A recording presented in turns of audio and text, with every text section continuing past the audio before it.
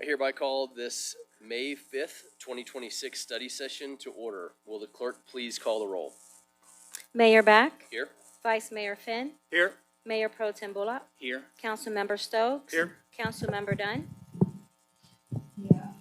Councilmember Edwards, Here. Councilmember Crawford. Here. Mayor Beck, you have a quorum. Thank you very much. The only item on the agenda for today is an update on the water services from water services on the water supply solutions. For that presentation, I will now turn it over to city staff. Great. Thank you, Mayor, members of council. My name is Kevin Burke. I serve as the Deputy City Manager over Water Services. We came to you last month talking about some of the water security challenges that are going on with the state in particular and Peoria more specifically. This month, we're coming back with solutions. And so really trying to narrow those solutions into strategic focus areas around drought resilience, infrastructure redundancy, and long-term water security. So I've got three fine people here from the Water Services Department of Health. Dave Burks, our director, will lead off, followed by Daniel Keel, our deputy director, and Melinda Whittington, our water policy advisor. So with that, I'll turn it over to Mr. Burks. Thank you, Mr. Burke. So I'd like to start out focusing on 5 key areas: surface water resiliency, system redundancy, supply innovation, compliance, and conservation. Let's begin with surface water resiliency. As surface water supplies become more variable and less reliable, staff is advancing a balanced approach that addresses both near-term and long-term sustainability to protect the city's water future. Next is system redundancy. The proposed fiscal year 2027 capital improvement plan places a strong emphasis on redundancy, including the new well development program. This program is designed to strengthen system reliability through targeted investments in infrastructure, providing a drought-resilient supply to meet near-term demands. Equally important is supply innovation. The Water Services team is working to continue to diversify the city's water portfolio by expanding the use of reclaimed water.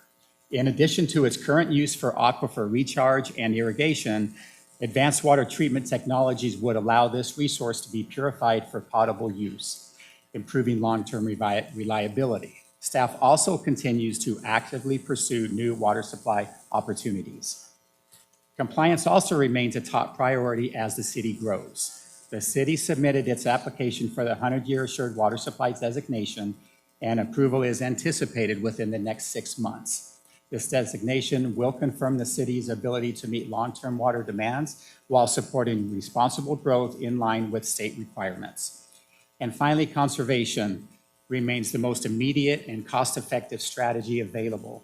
Staff is strengthening community outreach, reach and engagement efforts, and expanding conservation programs to reduce demand and extend existing supplies. Now that I've done the heavy lift, I'm going to turn it over to the brains of the operation on my right.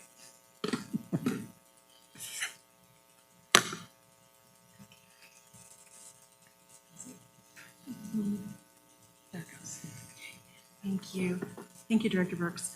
My name is Melinda Whittington, and I'm the Water Resources Advisor for the city. And I'm excited to talk today some more about Peoria's water supply security. And I'll start by discussing our water supply acquisition history. So, oh, I'm sorry. Oh, closer? Okay, sorry. I didn't have to yell very much when my daughter was little, so she's a good girl. Anyway, thank you.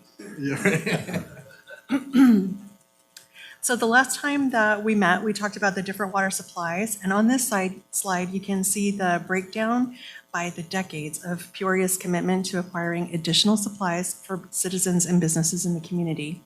We see that SRP dominated the city in terms of water until the CAP system came online in the 1980s. As water became available on the CAP system, every 15 years or so, Peoria has been ready to make additional acquisitions. Our most recent CAP M&I subcontract acquisition was finalized in 2022, bringing our total allocation to 34,121 acre feet. While the hydrology on the Colorado River is the worst that the West has seen in 1,000 years, water is still available for acquisition. Peoria has an opportunity to acquire CAP long-term storage credits in the Harquahala Valley and use the CAP canal to deliver recovered credits in the form of wet water to our Pyramid Peak water treatment plant. The yield for this new supply is 1,730 acre-feet per year for 100 years. This new recovered long-term storage credit supply is not subject to reductions due to shortage on the Colorado River, making it a very reliable supply.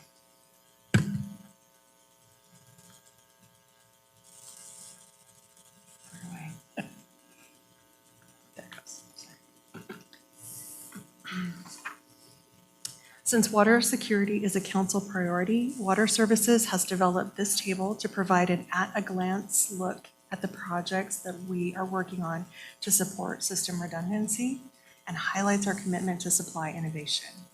The last time we met, I talked about Peoria's designation of assured water supply and why it's important to the city, and Director Burks just mentioned it again. Minimizing the use of groundwater and maximizing renewable supplies ensures that the city can maintain its 100-year assured water supply designation. And that's good for our citizens who live here today and those who wish to relocate here in the future. The table lists 5 projects that we're currently focused on. The goal of each of the listed projects is to minimize the use of groundwater in Peoria's local aquifer.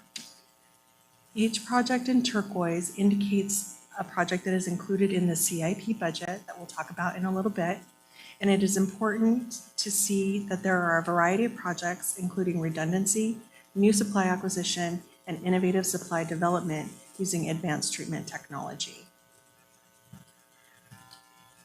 It's important to note that the projects are both short and long-term.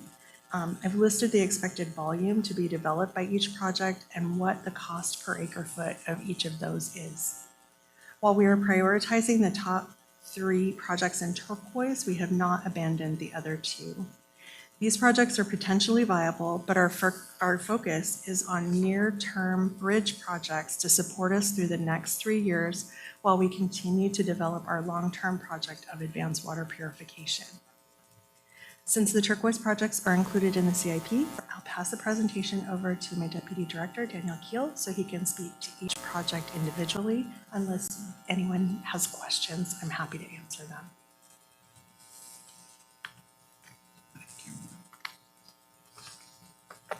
Okay, good evening, Mayor and Council. As mentioned earlier, an important strategy in ensuring a resilient water system is the use of groundwater recovery wells. Recovery wells are intended, did I turn this off? 1 second, okay. Recovery wells are intended to recover water that we have stored in the ground in the form of long-term storage credits. The CAP LPP intersection well field currently ongoing in the PIC is a good example of making use of this strategy. There we intend to install 3 wells that can produce about 5 million gallons per day to help offset any surface water restrictions that we may encounter. As you can imagine, our primary need is in the north, mainly anything north of Bell Road, where we primarily use CAP water. However, we are also focused on ensuring redundancy in the southern part of the city on SRP project land as well. To ensure system redundancy throughout the entire system, we're taking a 3-fold approach that includes drilling and equipping new wells, replacement wells, and rehabilitating existing wells that are offline for various reasons such as water quality. There are multiple projects ongoing and some that are included in the proposed capital improvement plan. These include the aforementioned CAP LPP well field, a well field near the planned North Peoria Gateway, known as the Agua Fria West well field, a well next to Liberty High School, and replacement wells at existing sites, including Patterson, which is a well near 107th Avenue and Lake Pleasant Parkway, and 83rd and Northern next to the Harvest Church. Well rehabilitation projects include the Sweetwater well near Grand Avenue and Loop 101. It is anticipated that completing these projects could bring about 13 new wells and offline wells into service to help us provide the necessary redundancy that we need. Now, keep in mind, this is planned over a 10-year CIP period for a total estimated cost of around $80 million. Another solution is through the concept of supply innovation, which I'll cover in the next couple slides. The team is actively working on projects that bring new water sources to the city, including the project that Melinda mentioned earlier, which is the Harquahala Valley Long-Term Storage Credit Recovery and Transportation Project, or simply known as the Vidler Water Purchase. This project would purchase approximately 173,000 acre-feet of long-term storage credits from the Vidler Water Company, while also acquiring the land and infrastructure needed to put the previously recharged water back into the CAP system. The recovered water can then be delivered directly to the Pyramid Peak Water Treatment Facility, which is where we supply the majority of the northern part of the city from.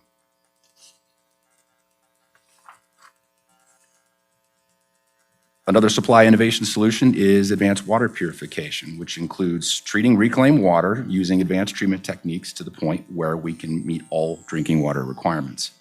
City staff has already completed a study in March 2025 that evaluated the feasibility and possible site locations, but we haven't yet made a final determination on where that location will be. That process is ongoing now, and we expect to recommend a location to city management in August. Phase 1 of the project includes upfront permitting activities, facility design, and preparation of a pilot program that will help us demonstrate to state regulators that what we're proposing will work for protecting public health. This phase will take approximately 3 years and sets the stage for the ultimate solution. And one thing to note here is that while the budget is shown at $11.1 million, the AWP solution overall is an extensive and costly effort. As you can see on the slide previously, it was over $800 million. If you would recall, we had provided a presentation to you all last fall regarding AWP, and we kind of threw out that number of $1 billion. Now, that is over a timeline of 15 years and involves multiple projects that make the solution viable, including some of the projects that are already in the CIP, and I'll talk a little bit about those here in a few minutes. Okay, one of those projects that I mentioned was our Reclaimed Water Transmission projects, and this one is specifically Reclaimed Water Project 2. Portions of this line have already been installed in the Vistancia area, and city staff are working to complete the project in FY28. Construction of this line is important because it ties the Jomax Water Reclamation Facility to the Beardsley facility and allows us to move our reclaimed water around for its best use, including recharge or turf facilities or even industrial uses, as we're doing with Amcor. The FY27 budget is listed at $11.4 million.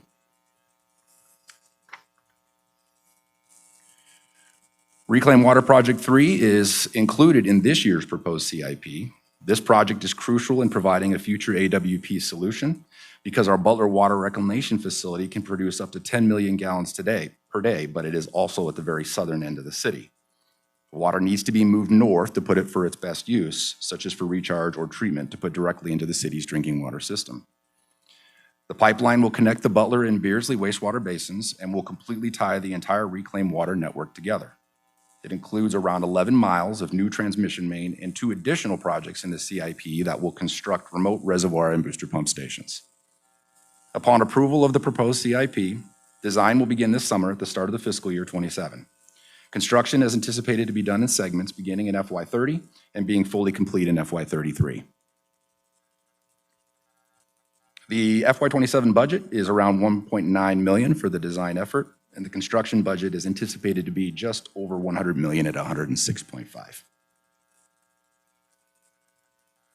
In order to effectively utilize the water that we want to move with Project 3, we'll need a place to put it. This project that I'm showing on the screen here adds additional recharge capacity at our Beardsley facility and allows us to store more long-term storage credits, to produce more long-term storage credits at the facility. It also provides flexibility for our possible AWP solution. Design and construction will take place in FY29, and the project is anticipated to cost around $13 million. Now, all these projects are expensive, and they take time to implement. You'll never find a better and cheaper solution to our water security challenge than reducing our demand through conservation efforts. Conservation programs are mandatory for Peoria to administer per state requirements through a series of best management practices. Current citizen participation is voluntary, but through various programs, you can encourage more participation, all of which make a difference. The city currently has a solid conservation program that offsets approximately 161 acre-feet of water use annually. To put that in perspective, that's enough water to supply around 400 homes a year, and it's estimated that the cost to implement these programs is around $6,200 an acre foot, or $1 million annually. Our next cheapest water source, as she showed on her slide earlier, is drilling new wells, which costs us around $8,100 per acre foot, or $1.3 million per year. It's also important to note that the city is currently in a declared stage 1 drought, which requires city departments to reduce our water use by 5%, which we've already achieved. In fact, our Parks and Recreation Department alone has reduced their water use by 45% in 2 years through a significant turf removal program. That saved the city 138 acre feet a year, or around enough water for 350 homes. That said, we can and should do better. We'll be looking in the near future to expand our conservation efforts and make a more robust program that maximizes demand reduction before looking at other supplies. To summarize, redundancy is key. Accelerating the approximately $80 million well program ensures that Peoria can recover stored water regardless of the Colorado River conditions. Conservation is extremely important. It offsets currently 161 acre feet annually at 25% less than the cost of new well construction, making it a vital supply source. The $863 million 10-year CIP establishes the infrastructure backbone, including advanced water purification and the Vidler Water Project, required to support a growing and resilient city. With that, we'll take any questions. Councilor Bullock? Trying to find the right button there. I'll learn. Thank you very much. Just quick questions. So I regularly speak at HOA meetings. It's just a way to interact with the constituents I enjoy. Over the last 6 HOA meetings I had where I spoke, the number 1 question by far asked was about water. Number 2 was transportation and streets. Could you give me just I know this is kind of on the spot, a quick 30-second answer that I can give to constituents when they ask about, because the water is always a concern question. It's not like, hey, how can I conserve my front yard? It's like, are we going to have enough water? Can we grow? They're fear questions, and I get where they come from. What is one thing I can say to my constituents when I'm out at a presentation to let them know that we have a handle on what's going on? Just a real high-level answer to that question. Does that make sense? If you're standing in front of a group of 250 constituents, what would I say? I'm going to start with the idea is the incident issue is there's no worry for our existing water customers. We are absolutely secure and redundant to those water supplies. We have enough for the use, and we have a secondary redundancy to support that. We are also, again, it's this kind of forward thinking that the city is doing that is creating an even greater water security as we move forward. And so that we are always looking at and planning for the next drought, the next interruption to service, the next water quality challenge. Those things are always being planned by the Water Services Department. And so the city is constantly looking ahead to make sure we're anticipating and being prepared for those kind of changes. I'll turn it over to the crew here. They may have other ways of saying that. Yeah, I would just add one thing, which is the fact that we have approximately 10 years worth of water stored underground in the form of long-term storage credits. So that says we just need to get the means to get it out of the ground, which is what we're working on. So we're actively pursuing that. We obviously care about making sure that we have a redundant system. So we're doing everything we can to ensure that that's a reality. And we think that we have plenty of water to be able to support any cap restrictions. So we just got to go through a few things to make it happen. All right, thank you very much. I'm going to add one thing to that. I think one of the things that, we've all talked about from this side, but also, put in place over the last couple of years is the very first thing we did was really focus on water, right? I mean, we $586 million, I think we're putting into water infrastructure and really putting things into play that this council and the end of the previous council put together. I think that makes a huge difference, and it should give people give them comfort to know that our priorities are in order when it comes to how we're spending, because the primary issue to keep everything moving is water and infrastructure and those two things, and that has been the main priority of this council, as you know, and you've been a part of. So I think that's really, really important for people to understand that if if they're watching this, you never know, there might be 12 people watching it, but it's on recording, so those 12 people can pass it to other 12 people, and maybe it gets out. But, I mean, that is why we focus so heavily on that, right? And this next step with the CIP is going to be a big next step for a couple different reasons, so. Councilor Finn. Thank you, Mayor.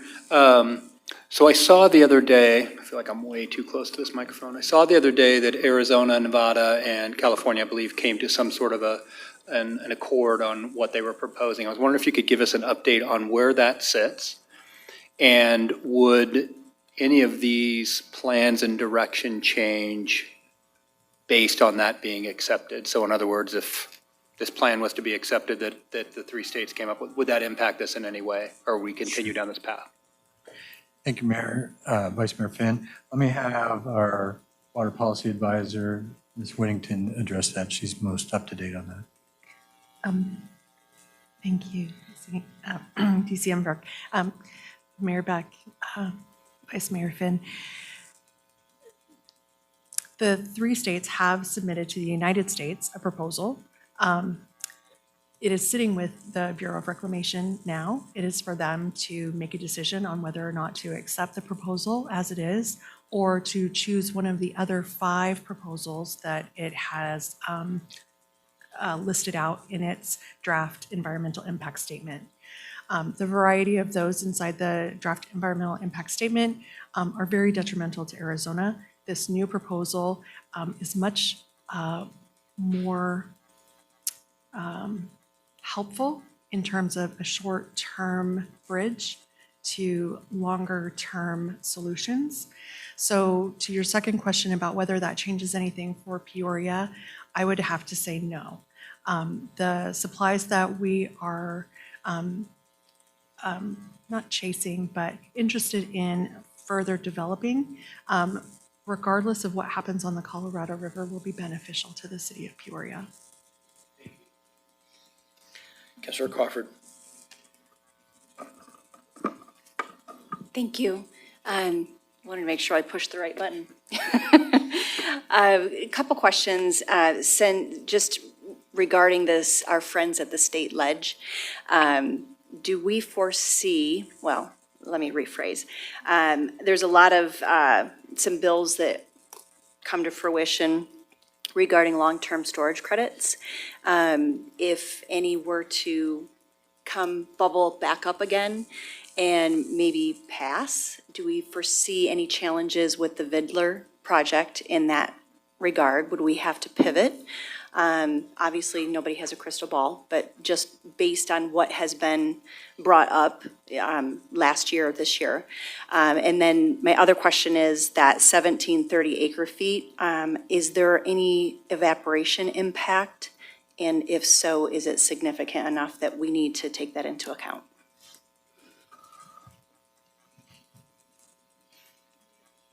Crawford, thank you for those questions.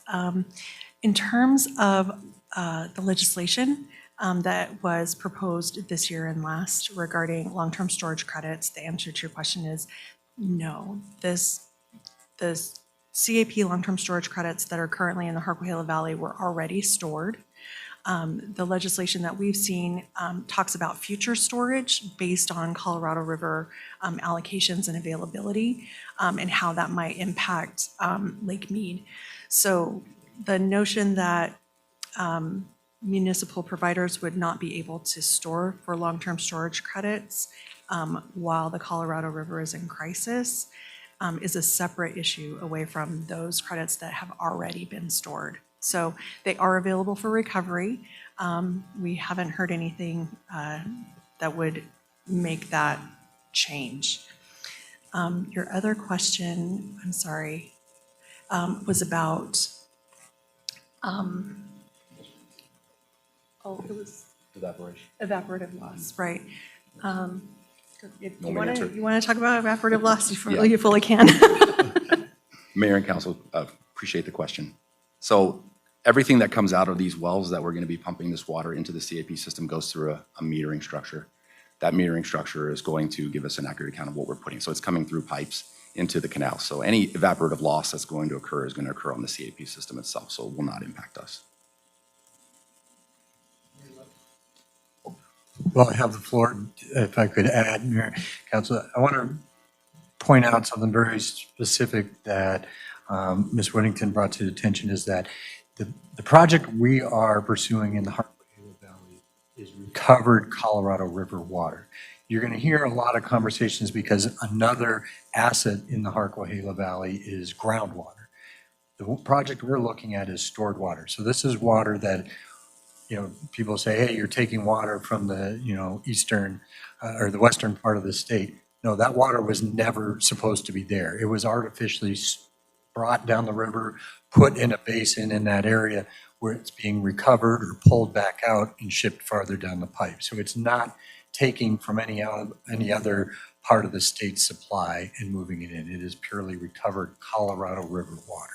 So I think that's an important distinction in this conversation. Dave, did you have something?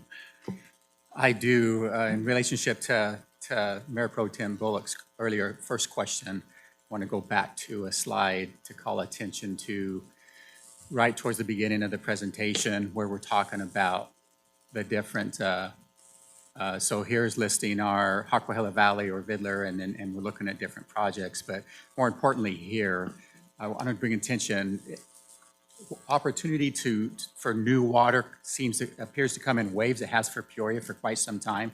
If you look at the slide, it references different decades, 10 to 15 years, where opportunity arose and the city council and leadership team took advantage of that and obtained new water resources. This is no different. We're in a heavy drought right now, so water resources are coming forward again. So this is an opportunity to take advantage of limited resources because there's not much out there. We've actually had more come to us than we ever knew was out there that existed right now. We're working several different windows right now just to do deep dives into everything. So I think we've created a history of taking advantage of an opportunity when it arises, and we see this bidder deal or one like that as exactly that, an opportunity. Councilor Edwards. Thank you, Mayor. Two questions. Dave, can you, excuse me, talk a little bit about the education piece? Is our education to existing customers, residents, changed at all with some of these new standards going in? So like Fletcher Heights or one of the existing HOAs, are we communicating with these folks on reminding them of what water conservation projects we have in place, turf reduction projects, grants availability, and maybe for some new communities that may not be aware of some of these opportunities, are they aware that these conservation efforts exist? Great question, Councilmember Edwards. The answer to that is yes. Currently, the sustainability team has ramped up their efforts on outreach to the HOAs, and they're currently working 9 different HOAs for turf mediation, which a year and a half ago, those conversations weren't taking place. So the efforts have actually been taking hold and moving forward, and we're working multiple HOAs that we were not previously working. What about existing, or well, not existing, but what about new home opportunities where a development, all the new Saddleback Heights and everything else, are they aware of some of the requirements that we're being asked to place on them as far as like green belts rather than having hilly slopes in their greenbelt areas? We've learned by past experiences that HOAs are taking those turf reductions down. Are we communicating to the new home builders of some of those, not requirements, but suggestions? Mayor, Councilmember Edwards, again, great question, and the team has learned a lot. Over the last couple of years, there's been some code modifications specifically that have been brought forth that the council voted on that we'll say Saddleback Heights is a very specific example of not planting grass on those hillsides and actually letting the natural desert landscape go. I think so there's been immediate code change that's already been brought forth. The team is now working on alterations to the building code that we've adopted. And so we're currently, I think we're getting ready to adopt the 2024 building codes, and we've just asked, based on efforts by the water services team, we've asked the building official to look at 2 very specific things for future home builds. One for multifamily builds around allowing an alternate approach to calculating line sizes, meaning you don't have to run your water as long to get hot water because you're running smaller line sizes, that being one. And then we're trying to find the right balanced approach to water sense fixtures. How do we work with the Home Builders Association and other folks to put the right language in code that encourages people to use them without, the challenges of increased costs and things that come along with it. So there has been some code adoption. There is continued efforts between the water service team and planning team to make sure that new builds understand those things. And then we continue to look forward with revisions to the building code to adopt even more additions that will further support conservation efforts. Thank you. Thank you. Anything else? Good. All right, thank you for your presentation. There being no further business, I hereby declare the study session adjourned.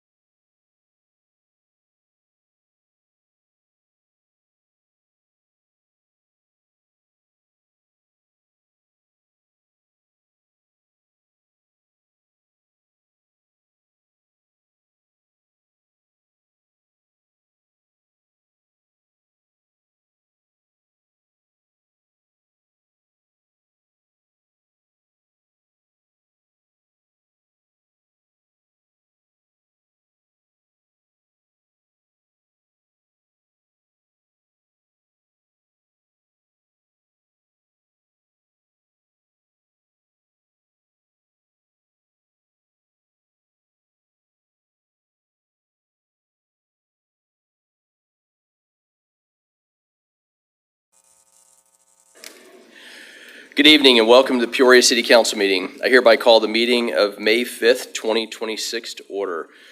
Those who are able, please stand for the invocation by Pastor Jose Gonzalez, CEO of First Responders Ministry, and please remain standing for the Pledge of Allegiance.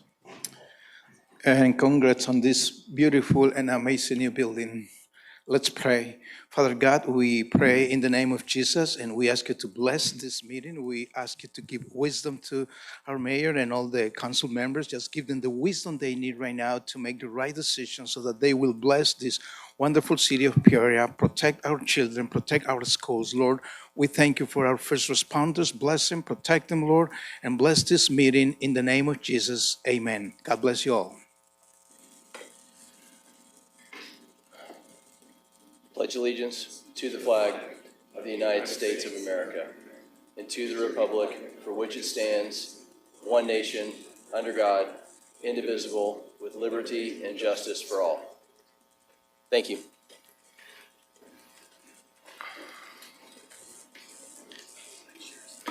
Will the clerk please call the roll? Mayor Beck, Here. Vice Mayor Finn, Here. Mayor Pro Tem Bullock, Here. Councilmember Stokes, Here. Councilmember Dunn. Here. Councilmember Edwards. Here. Councilmember Crawford. Here. Youth Liaison Anika. And Youth Liaison Holly. Here. Mayor, you have a quorum.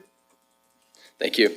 I now recognize Mary Lou Stevens, Arts, Culture, and Library Director, to present the 2026 Young Artist Showcase. Thank you, Mayor. I have to tell you, I've just had the most fun getting to know some of these incredible artists, and you're in for a real treat. So let me start by saying that art, in all its forms, is a gateway to creative thinking and problem solving. It shapes community identity, strengthens culture, and fuels community pride. The arts are also a powerful catalyst for economic development and innovation across every industry. Simply put, the arts make us better, more creative, more productive, and more connected. Public art plays an essential role in our quality of life and in fostering a shared sense of community pride. It reflects who we are, tells our stories, and strengthens our connection to place. We are here this evening to honor and celebrate the work of 34 artists across 17 schools in Peoria Unified School District.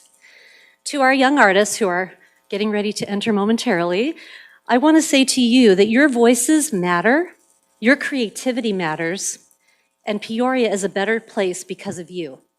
We cannot wait to see where your talent will take you and how you will continue to shape our community. The City of Peoria and the Peoria Unified School District have worked collaboratively to expand access to the arts and enhance the quality of life in our community through a number of meaningful initiatives. The Young Artist Showcase, which we're experiencing tonight, is one of those wonderful opportunities where we share the creative talent in our schools and celebrate those artists. And if you've not attended the annual Arts Festival, that's the last Saturday in February, I highly encourage you to get that on your calendar for 2027. It's an extraordinary day filled with art and creativity. Of course, none of this work would be possible without the dedication of our arts educators, those who are in the classroom every day, shaping creativity, confidence, and the future leaders of our community. Please join me in applauding the outstanding teachers and arts education staff of Peoria Unified School District. Please stand if you're in the audience this evening.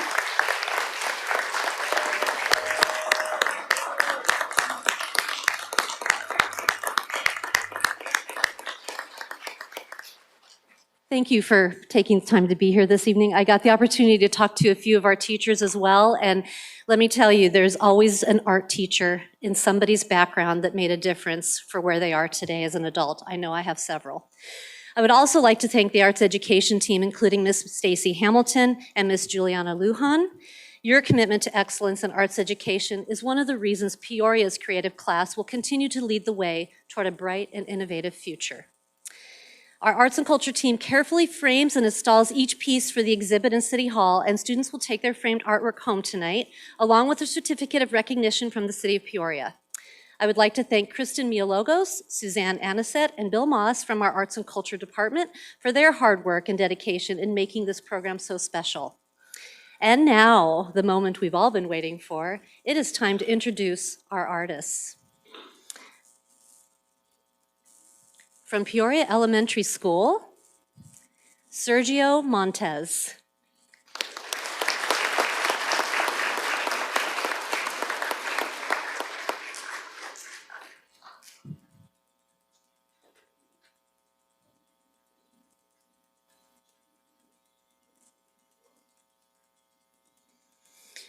Also from Peoria Elementary, Valentina Jacobo.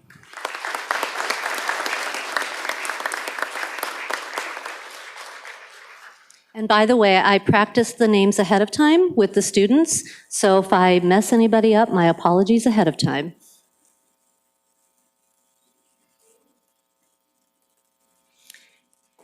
Oasis Elementary School, Paige Wall and Kelsey Nenny.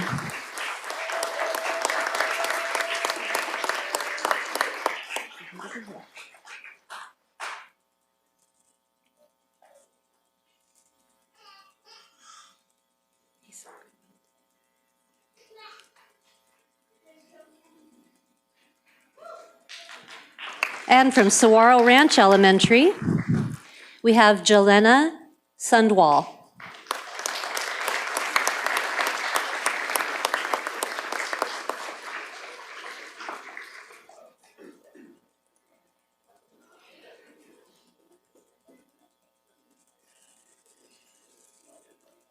And Yusra Navid. Sunset Heights Elementary School, we have Huang Do.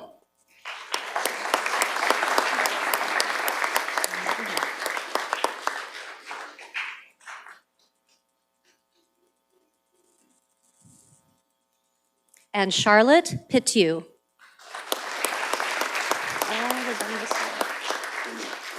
Foothills Elementary School, we have Evie Chisman.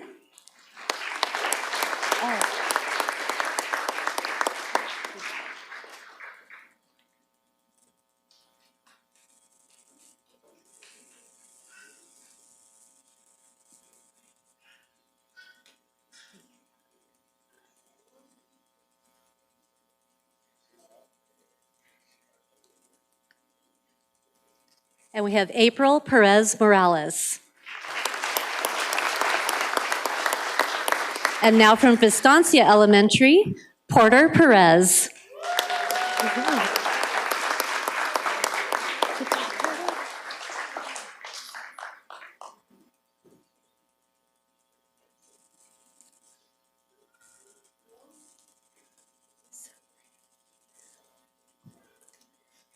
And Kinder Cook.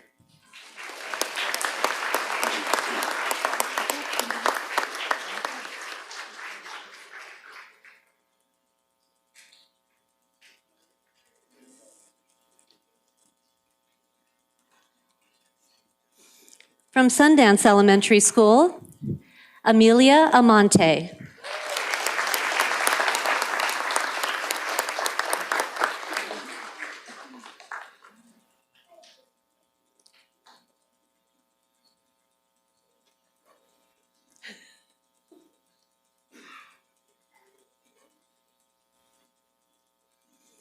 And Bryn Sharpnack.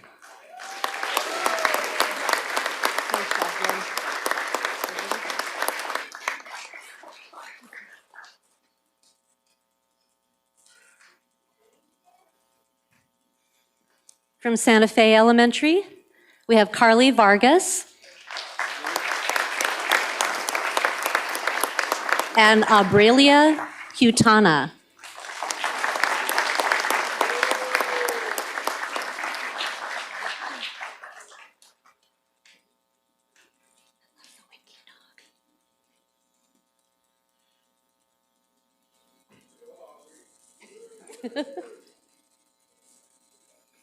From Kachina Elementary, we have Ada Leon Ramirez and Annabella Archuleta. From Desert Valley Elementary, we have Alyssa Rosales and Amel Aoud.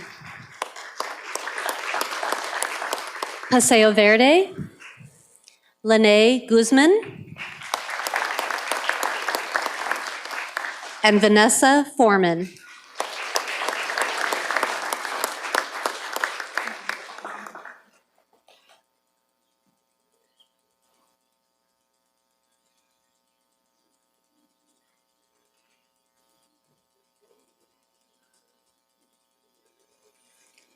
From Zuni Hills Elementary, William Simons.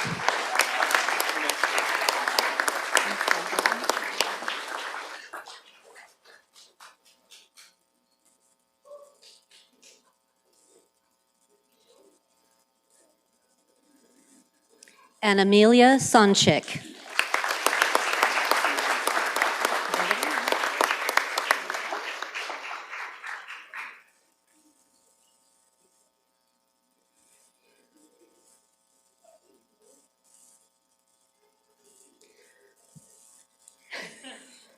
Ohio.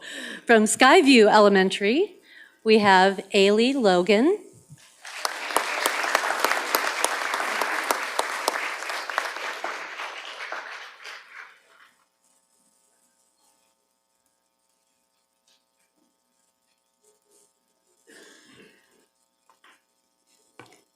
And William Urich. From Pioneer Elementary, Lucia Soroyan.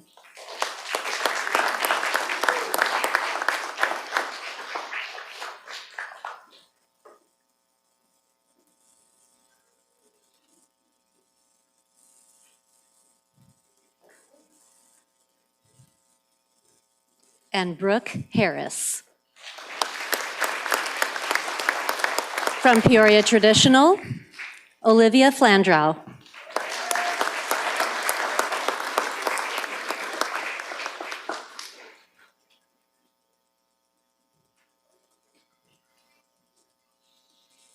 And Juliana Brannigan.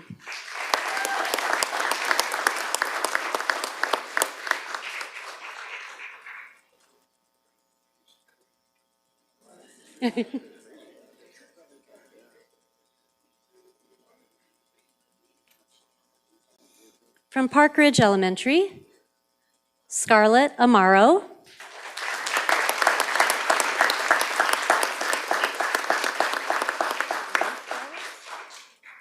There we go.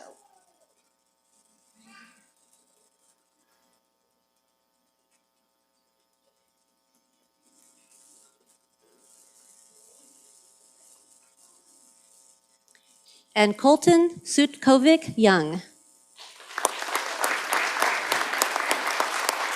From Sun Valley Elementary, Luna Mendoza. And Miley Portillo.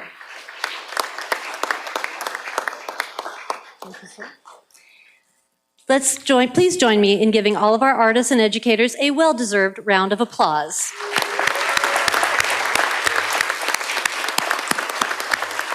We are incredibly fortunate to be surrounded by such talent and creative energy.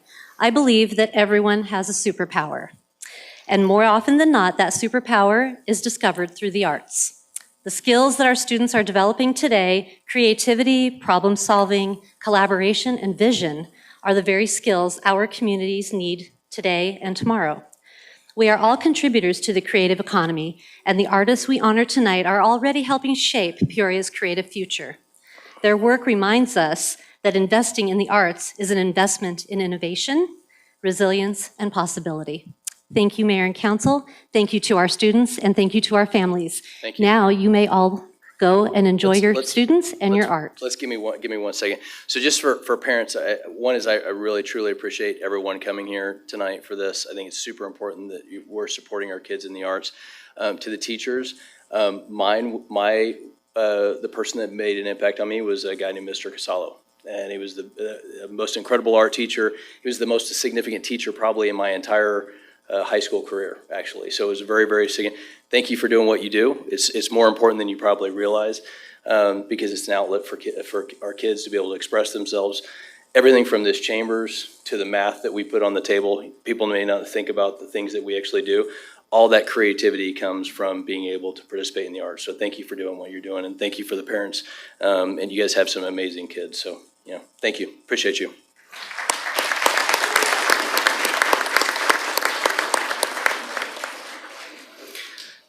And you guys, I'll wait 2 minutes because you won't want to sit for this. I'm just going to warn you ahead of time. If you want to go over water finance, that's cool. What a way to sell it. Wow. Yeah.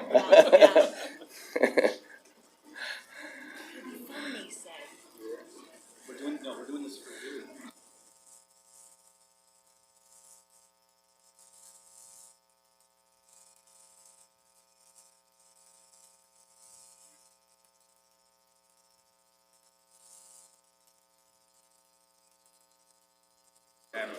Now you're live when it's red. I call it you're in Darth Vader mode.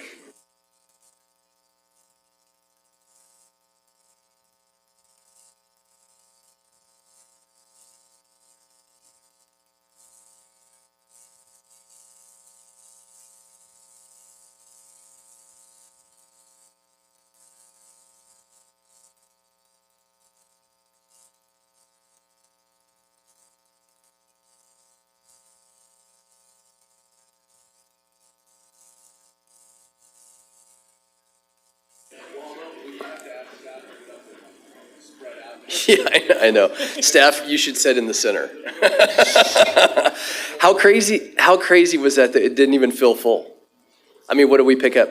42 extra seats or something like that? I mean, yeah, more than that. Like, it's crazy. It was absolutely incredible that, we really get that many kids in here. Yeah, that's awesome. All right, well, we're going to keep rolling. So we will now move on to the regular meeting consent agenda. All items listed on the consent agenda are routine in nature and will be enacted by one motion unless a request for removal has been received for prior approval. Do I have a motion to approve the consent agenda? I'll motion, Mayor. We have a first and a second. Please vote. Councilmember Dunn, how do you vote? I vote yes.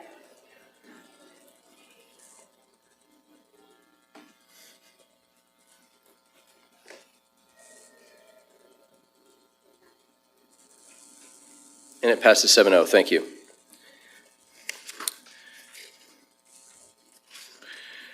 I now recognize, well, no. We will now move on. Yep. We will now move on to regular agenda. To introduce new business, I now recognize City Manager, Mr. Mike Faust, to introduce a presentation for 10R. Thank you, Mayor. Mayor and Council, tonight our Chief Financial Officer, Sean Kindle, and Budget Manager, Don Jenkins, will present item 10R for discussion of possible action to adopt Resolution 2026-72, which essentially is the tentative budget for FY27. Sean, Don, thank you for all your work getting us to this point, and we look forward to hearing your presentation. Thank you, Mr. Faust. Mayor, Council, we're happy to be here tonight with this tentative budget. Where's the clicker? Can't we clicker?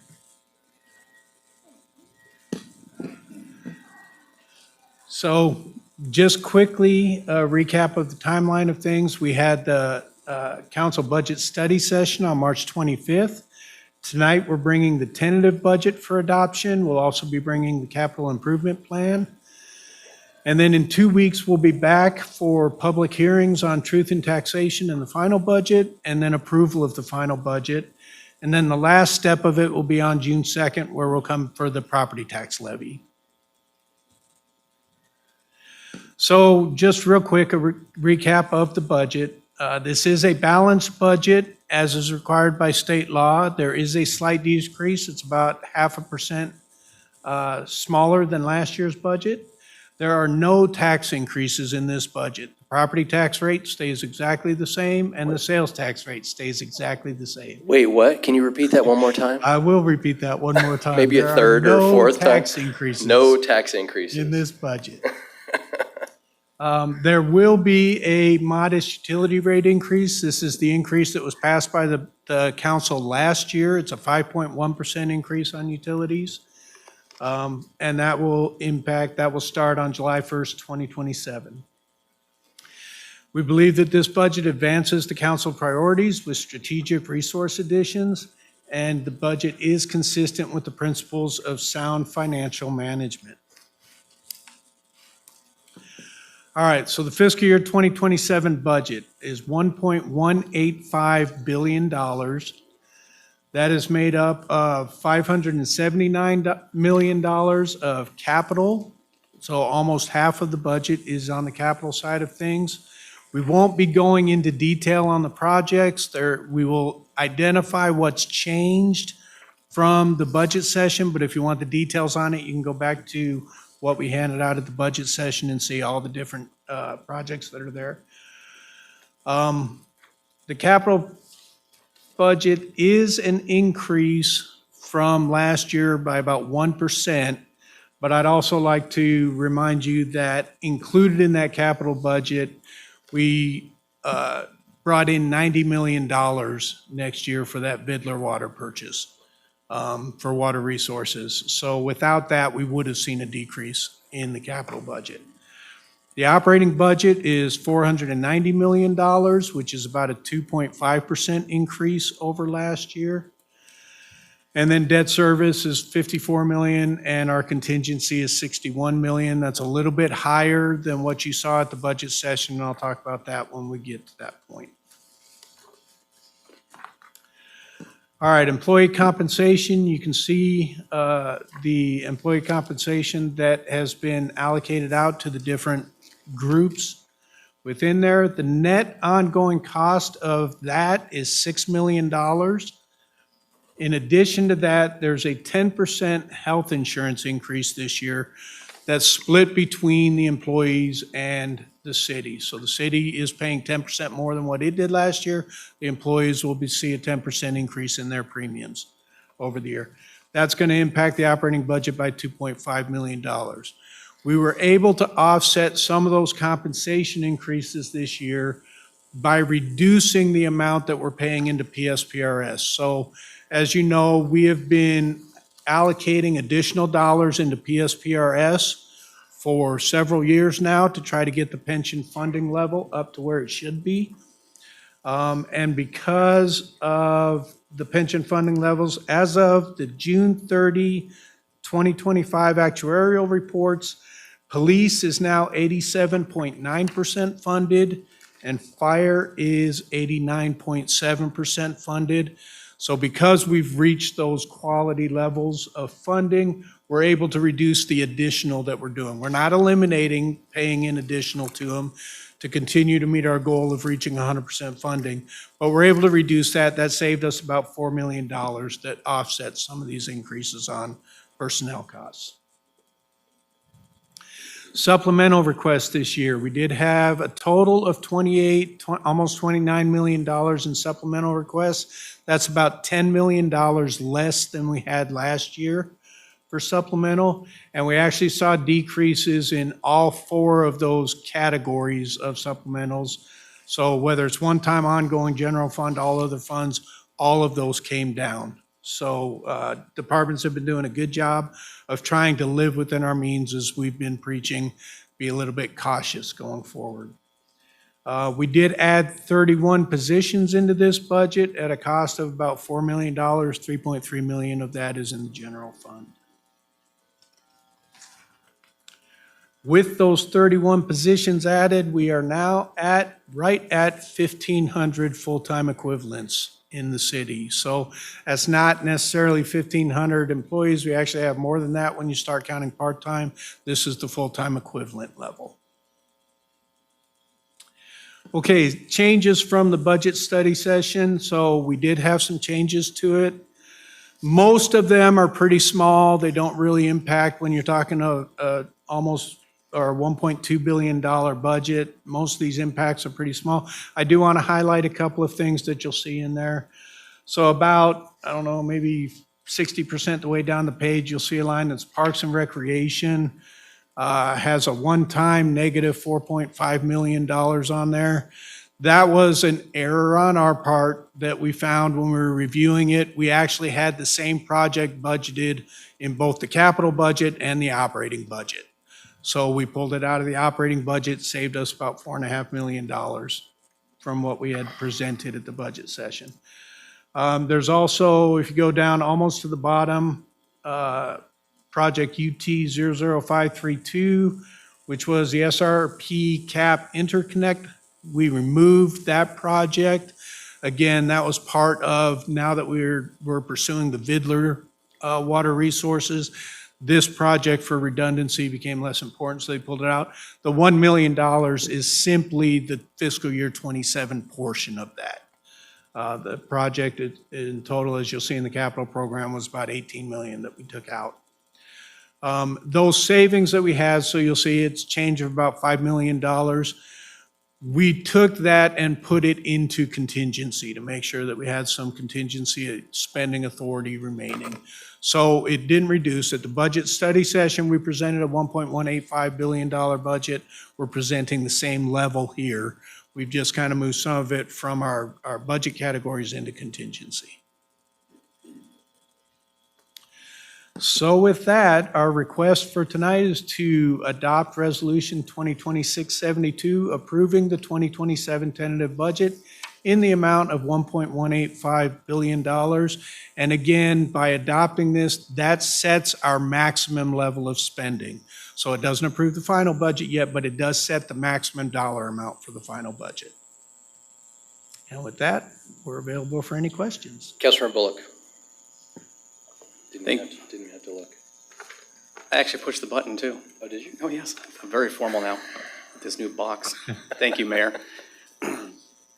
So thank you to your team, and also thank you to your team and Kevin as well, who takes my calls on evenings and weekends. So thank you. Yes, I'm the Y kid, even when I'm not here. So appreciate that. So two things that pop. This is my second budget, so I'm still learning a lot to understand how the process works in different departments. But two things that stick out to me that I know need more messaging, in my personal opinion. And I just want to ask just two questions, and if you can kind of give a little overview of that kind of educate me and my constituents as well.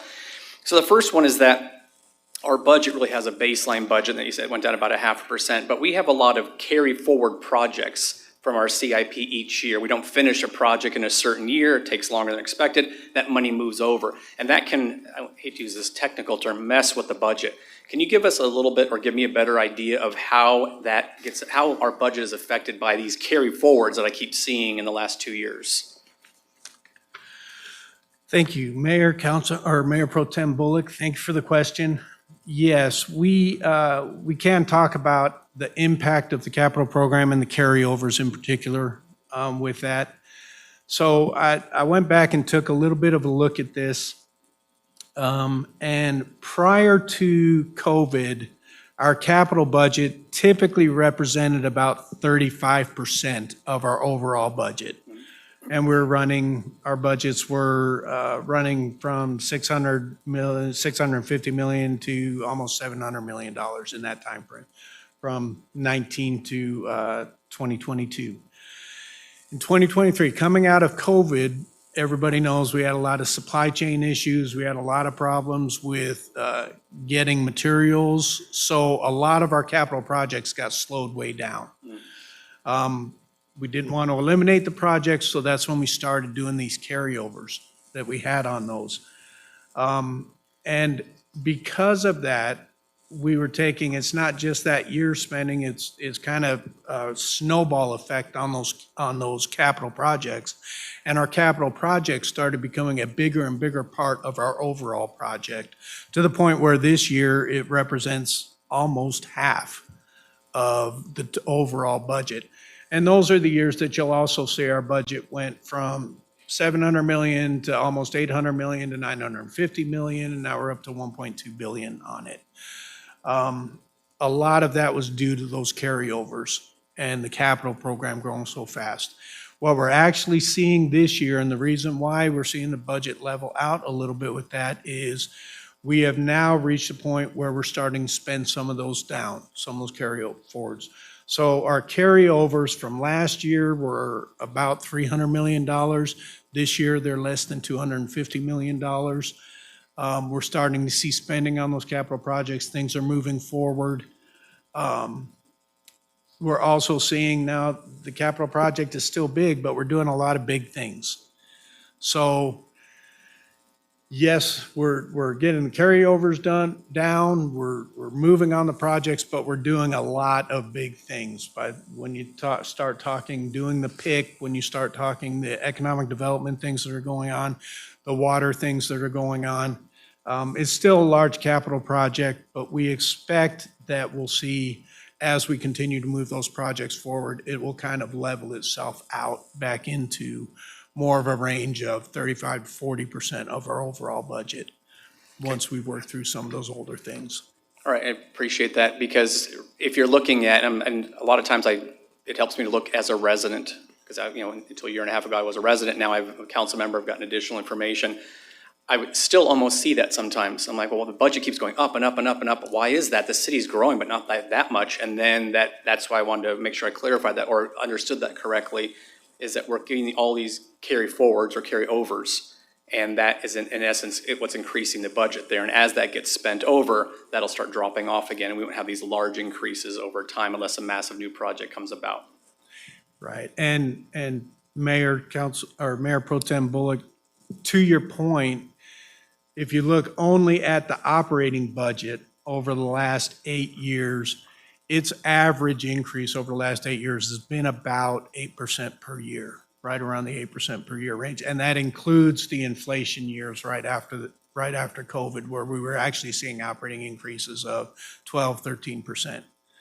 Cool. So our operating increases have not been anywhere near the increases of the overall budget. Okay, appreciate it. And then the second question then is something that I had to learn as well here, that I've actually had a lot of residents, I've got the opportunity to teach a lot of residents about enterprise funds. And that was something new as well. And that's another thing that sticks out a lot to me in the budget is the fact that we have like water, for example. When we voted to raise the water rates 5.1, 5.3% last summer, there was a lot of residents reached out and said, well, hey, you're using that money for other things to fund other projects. Like, well, actually, no. There's several departments, I think 6 or 7 of the enterprise funds in the city, and correct me if I'm wrong, that actually the water department and our waste services and whatnot, they exist completely as their own separate kind of company within the city. Can you give a little overview of that? Because certain areas we're raising fees under water, for example, is because water department, its wholly owned subsidiary, so to speak, is one that's absorbing that money and using it and lives on its own. Can you give us a better idea or give me a better idea of how those enterprise funds work? Because that's critical to understanding how our budget, we can't just move stuff around like a shell game. Correct. Mayor Pro Tem Bullock, the enterprise funds, and I'm going to focus specifically on the utility funds because those are our major enterprise funds that we have. So water, wastewater, solid waste, all of the revenues that are derived, those funds are designed to be self-sustaining funds. So they're designed to operate like a business, but a business without a profit margin. So it's not to make a profit, it's to sustain services for it on their own. So any of the water revenues that come in go to pay water expenses. Any of the wastewater revenues that come in are paying wastewater expenses. Same with solid waste. We do rate studies and we do fee studies on those to figure out what it costs us to operate these systems, and that's how we set those rates. We do not transfer any money over into the general fund for those. They do pay some internal service costs, so the water department, the wastewater department, the enterprise funds receive support from people like the finance department, HR, IT. So there are some charges that they pay for those support services, but those are support services that they would have to provide on their own if they weren't provided as part of the city. But there are no direct transfers of funds from any of those enterprise funds into other streams for spending purposes. Cool, appreciate it. Thanks for the help and clarification. Thank you, Mayor. Good. All right, so I now recognize youth council liaisons for questions on the presentation. Thank you, Mayor and Council. I just wanted to ask if you could clarify some areas of the budget that serve the youth. Definitely. Mayor, Youth Liaison Annika. Yeah, we have several areas that directly impact youth in the city. Within our Neighborhood and Human Services Department, they operate the AM/PM program, the Little Learners programs, summer camps that they do, all have direct impact on youth. They provide community assistance, which provides funding to nonprofits, including Boys and Girls Club and other partnerships. They operate the community center, which provides programming for youth around the city. We also have within the Parks and Recreation Department, you have youth enrichment and youth sports programs that are funded through the budget. The Police Department provides school resource officers as well as the Youth Citizen Police Academy. And then Arts, Culture, and Library Services.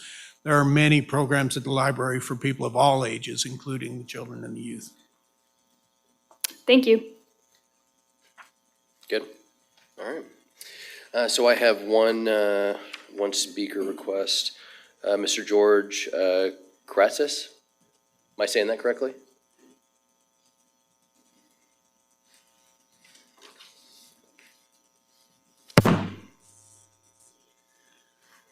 Mayor, Council, thank you for your time. My name is George Karatzis, and I'm the president of Novos Fiber. I traveled from Texas to be here this evening.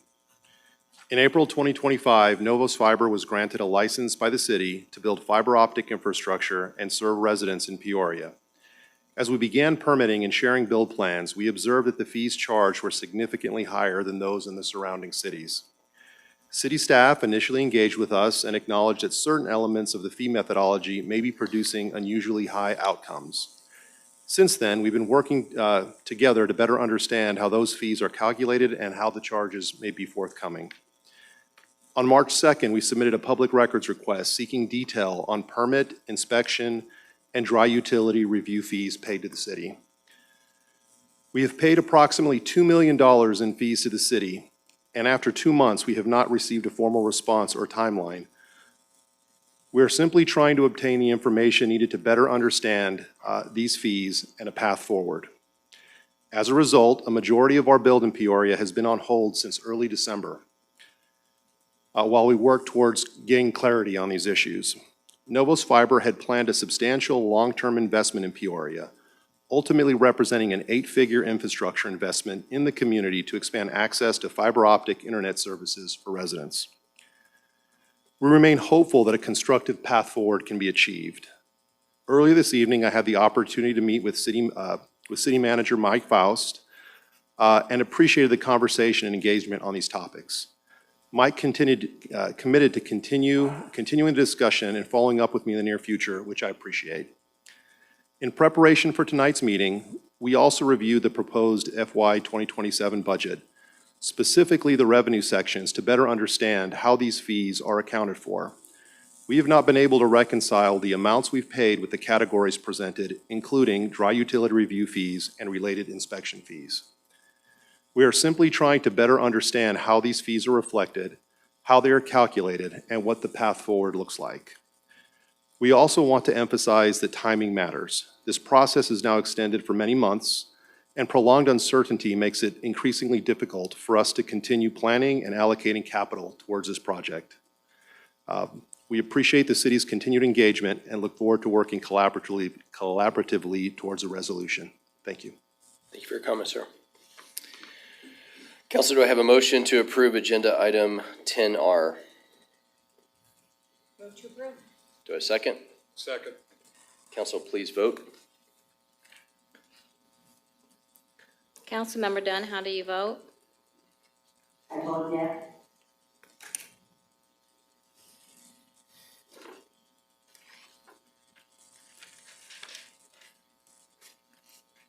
Sorry, technically. And it passes 7-0. Thank you. Now recognize City Manager Mr. Mike Faust to introduce the presentation for 11R. Thank you, Mayor.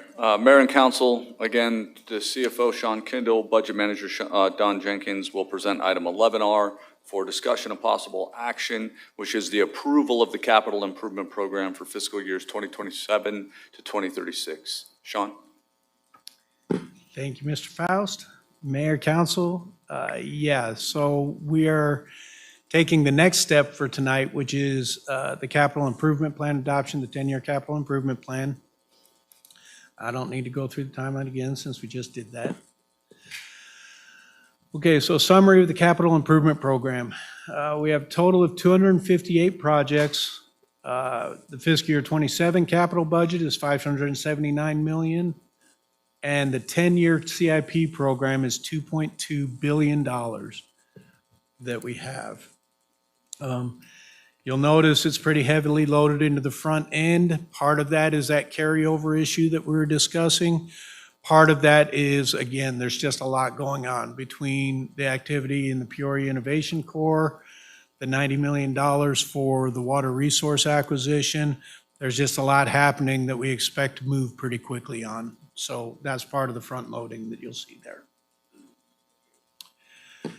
Okay, so what are the projects that are there? Again, I'm not going to go into a detailed list of the projects. You'll have that from the budget study session.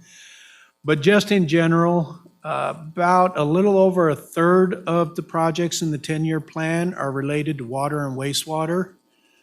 We just got through the study session talking about how important that is. It's expensive, but it's something that we have to invest in. The PIC represents about 28% of the 10-year capital budget, again, investing in Peoria's future with the economic development and the required infrastructure out there. And then little under a quarter of the budget is on streets, so construction, maintenance, keeping our street and road system up to par. So how are we going to pay for all of that?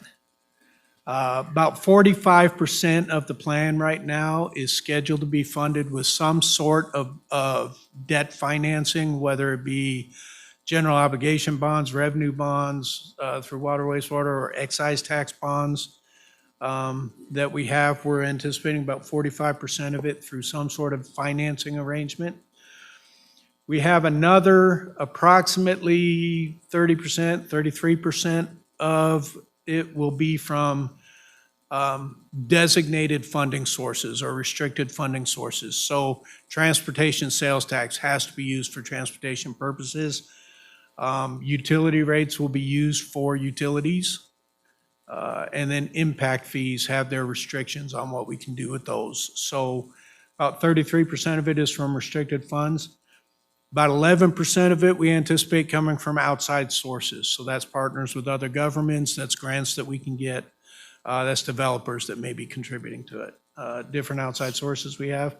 And then 8.9% of it is some of that one-time money that we've been accumulating over time that we've set aside to use for projects like this. All right, there were a few changes from what you saw in the budget study session. Only one of them impacted the fiscal year 27 budget, but the first change that we made was advancing project for 83rd Avenue and Deer Valley Road intersection to fiscal year 28 from fiscal year 29 through 31. So we moved that project forward. It doesn't affect the current year budget, but it does affect the 10-year plan. The other two projects that we have were projects that we removed because we were moving forward with the Vidler project. So one of them was the SRP CAP interconnect, where we were trying to get some redundancy by connecting the two systems. That was $18.9 million. $1 million of that was planned for fiscal year 27. That's that $1 million that came off that I talked about in the last presentation. But in total, that's a $19 million project that we're not going to do. That was to be funded between fiscal year 27 through fiscal year 30. The other project that we're removing is New Verde space storage capacity. So this was the project that we were talking about on the Bartlett Dam. With the other sources coming available, it just made more sense to shift the money toward those other sources rather than invest in this project for less return. The only thing is, and again, this gets back to why the capital project is so large, this was anticipated for 2030, 32. The new water resources are coming next year, so we have to figure that out. But those are the changes that we had from what you saw before. And with that, we're asking for adoption of Resolution 2026-73, which approves the 10-year capital program from fiscal year '27 through fiscal year 2036. And with that, we're available for any questions. Council, any questions?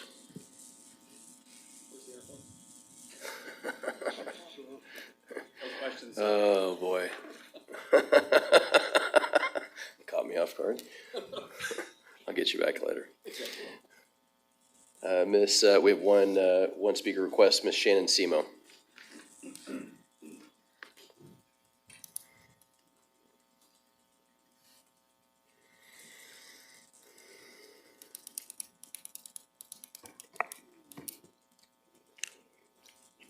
Okay, so I just wanted to discuss the issue with the water expense with the budget.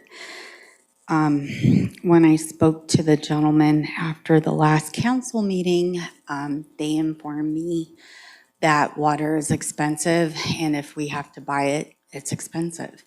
And also, I'm not a pessimist, I'm a realist, and water is going to be hard to come by. And we can put all of these things in place, but if the rain and the snowpack don't come, all of the best laid plans mean nothing, literally nothing. If the water isn't there, you can put all the infrastructure in, but if the earth does not provide water and snowpack, it's all for nothing. And we are, going full speed ahead with all of the growth and all of the new industry that we're bringing in. And it seems as if it's a really bad time because we've been in a mega drought for 26 years.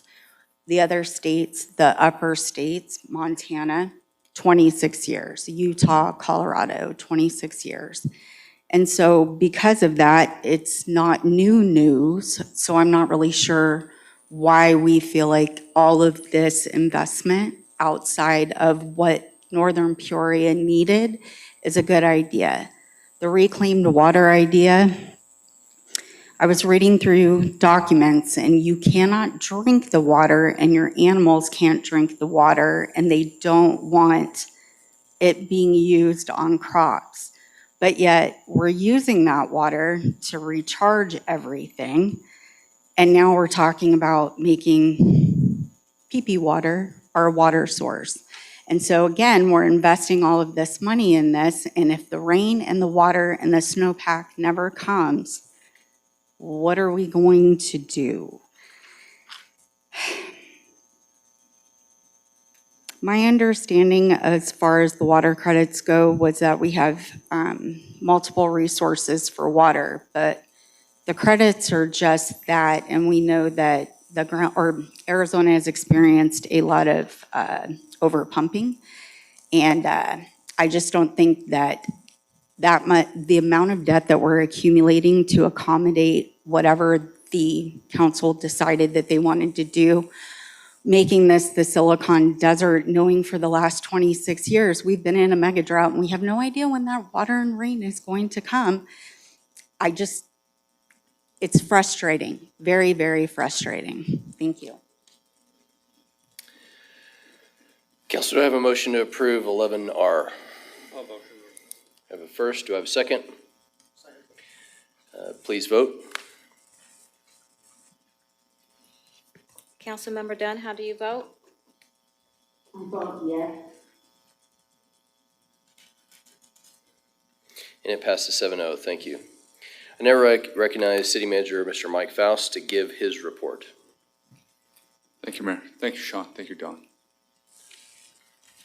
Mayor, Council, we have a couple of things tonight. So as you may know, or you do know, on April 24th, there was a coordinated effort between Peoria and Glendale PD departments, supported by specialized technology that led to the successful rescue of a missing woman with dementia. The short video you're about to watch tells that story.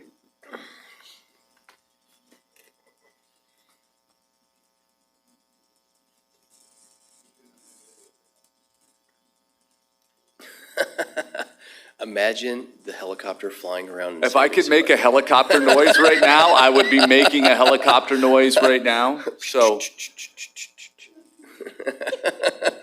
I really want to try to make one just to bridge this awkward gap, but I'm not going to do that because that would be more awkward. So, Mayor, Council, I apologize for the confusion. You will receive a video immediately 6 minutes after this session that contains it. So I apologize, but I just want to give a shout out to the police team, the coordinated effort. When you watch the video, the big takeaway is the investments that this council has made directly saved this individual, right? So from a phone call from Glendale to Peoria to the utilization of the real-time crime center, then to the deployment of Air One, this woman wouldn't have been saved that evening. Our officers have clearly stated that a ground search at night would not have recovered this woman that evening if it was not for that coordinated effort of the real-time crime center and having Air One available as an asset to identify that vehicle. That woman would have been out there all night. We would have been arranging search parties for the morning. So that's a direct result of the strength and courage of this council to make decisions and give the right tools and assets to our officers to do their job. And on their behalf, I thank you very much. Okay, I just got a thumbs up that there's a video for this one, which is clearly not as interesting as the other one, but this is a wrap-up video dealing with downtown Peoria became a glowing playground on April 9th through 11th. So artists transformed buildings and public spaces through light, motion, sculpture, and augmented reality. To help everyone revisit that evening, let's watch this video.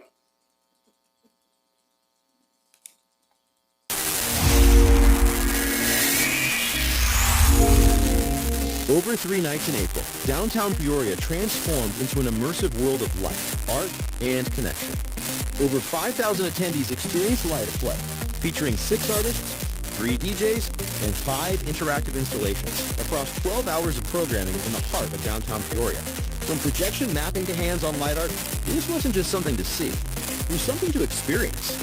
Guests didn't just walk through the event, they became part of it, creating light, movement, and moments together. Hundreds of photos captured, countless interactions, and a downtown filled with energy, music, and community. Light at Play brought new energy to downtown, activating spaces, supporting local partners, and creating a place people wanted to stay, explore, and return to. 3 nights. One unforgettable experience. Light at Play, lit, lively, and full of joy.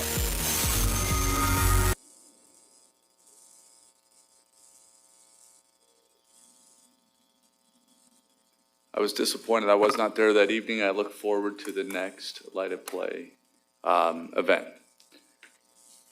You should have a dance-off with that kid. Not gonna happen. Not gonna happen. I wanted to bring this one, and I know Mayor Pro Tem Bullock is gonna highlight this in his newsletter to his district. This is an important project staff have taken on.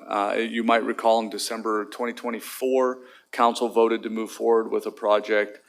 And so the team has worked diligently since that time, designing a roundabout at Lone Mountain and Vistance Boulevard, specifically to improve safety in that corridor while maintaining the efficiency at the intersection.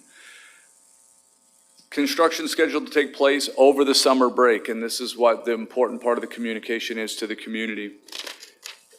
The staff were tasked with finding out what's the best way to approach a very difficult and large construction project, and there was 2 options, one of which was take 4 to 6 months, close down lanes, put workers' safety at risk, or take a very aggressive work 7 days a week schedule and fit it within the summer break for school. So on May 26th, this intersection will be a full closed intersection. It will remain closed for 8 weeks, and the project schedule has it opening just before school starts in August. So we are excited that the team has brought this forward. I know Mayor Pro Tem Bullock will be doing some communications locally. We've done some communications with police and fire because it will change their routing. We definitely know this is a disruption to the local citizens, but given the safety concerns that the community had raised to staff, we thought this was the best approach after council had given the go-ahead with this project. And Mayor, that's all I have this evening. Thank you. Report from youth liaisons. Felicia? Thank you, Mayor and Council. Over the year, the Peoria Youth Advisory Board has reviewed and advised updates to our board's bylaws. Some of the topics include attendance, officer positions, and more. The board intends to do a final review of the bylaws by our May meeting before staff drafts updates for approval. And Annika? Thank you, Mayor and Council. At our Youth Government Day this year, the Vice Mayor of Glendale attended to see how the Youth Advisory Board ran the event. To follow up, City of Peoria staff and leadership met with City of Glendale staff to further support their implementation of a Youth Government Day event in Glendale. The City of Glendale hosted another similar event for students called Law Day on May 1st, which showed them how the city justice system works. Our Youth Advisory Board Chair, Ms. Shrivastava, attended the event to support our collaboration with City of Glendale. Thank you. Awesome, thank you. Mayor's report. We'll start off with the Real-Time Crime Center. So Peoria's Real-Time Crime Center last month, the team was selected for the 2026 Real-Time Crime Center Awards during Axon Week in Nashville, Tennessee. This prestigious award recognizes public safety agents, 911, emergency communication centers, RTCC teams, and city leaders who are shaping the future and coordinating public. I know the CEO of Axon fairly well, and he has talked many times about how our team is just setting the tone for kind of the future, including having a firefighter end, which they're actually starting to promote more and more across the country now to be able to save lives. So it's a testament to how fast our city leadership has been able to put this in place and actually make this a major priority. And it goes to the same thing we just mentioned earlier, being able to save a life. If without the RTCC, we would not have been able to kind of triangulate and really locate where that person was using our camera systems, and then being able to actually kind of pinpoint this down using Air One. So it's made a major factor. We've also recently launched, using also our Real-Time Crime Center, also being able to use our drone as a first responder program, which we have 2 drones in process now, which is absolutely amazing. So being able to have multiple layers of coverage to be able to protect the public, both from police and fire support mechanisms are extremely important, and super proud of this team that put this together. This is also National Small Business Week. Proclaiming May 3rd through the 9th as National Small Business Week in Peoria, recognizing a vital role of small business play in our local economy and community. Small businesses are the key drivers of job creation, innovation, job identity across our actual city. I encourage residents to support local businesses, and Peoria continues to foster a strong business-friendly environment and really focus on how we're actually trying to drive the local economy from that standpoint. Last but not least, happy Cinco de Mayo. Sorry, we don't have drinks available. We tried. No, but be safe and take care tonight. Next on the agenda is call to the public. As a reminder, each speaker shall refrain from personal attacks, foul, abusive language, and will maintain a civil and courteous manner and tone. Members of the audience shall respect the rights of others and will not create noise or other disruptions to disturb or disrupt the meeting. We have one speaker request, which is Miss Shannon Simo.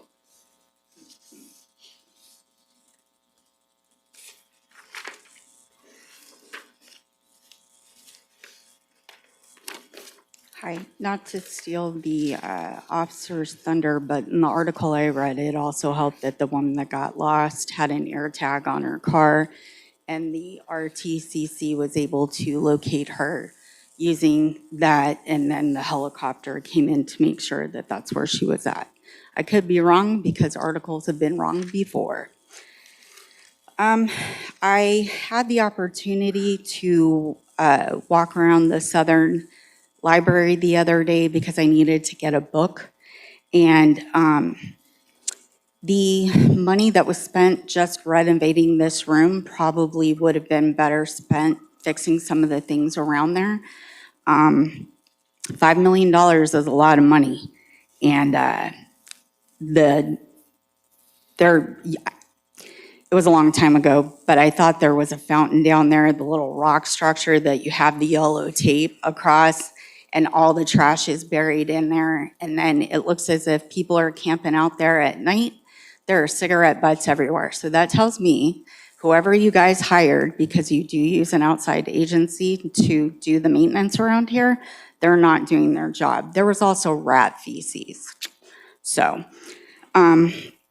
the other thing I would like to address is, because I'm a little worn out on this whole topic, as far as water and everything, I would like to talk about the meeting that I had with one of the council members, and when I mentioned the density up where I'm at with all the people. And if there was a fire or an evacuation, I was told to buy a truck. And I already own a truck, thank you. And I would like to ask that council member, if there are houses and buildings in my way to get through the desert, how am I going to evacuate? And the concern I had was not a tinfoil hat conspiracy concern. So to be dismissed that way was kind of ridiculous. I'd also like to ask what your opinions were of politicians before any of you ran for office. What did you think about politicians? Did you feel like they were getting things done? Or did you feel like because it was your party, you toe party line? Not sure which, but I know a lot of you probably had some severe opinions about politicians prior to your service. Yeah, so from what I understand too, there are some people who live in other parts of the city and they're not taking care of the district that they're representing. Thank you. And with that, we're adjourned.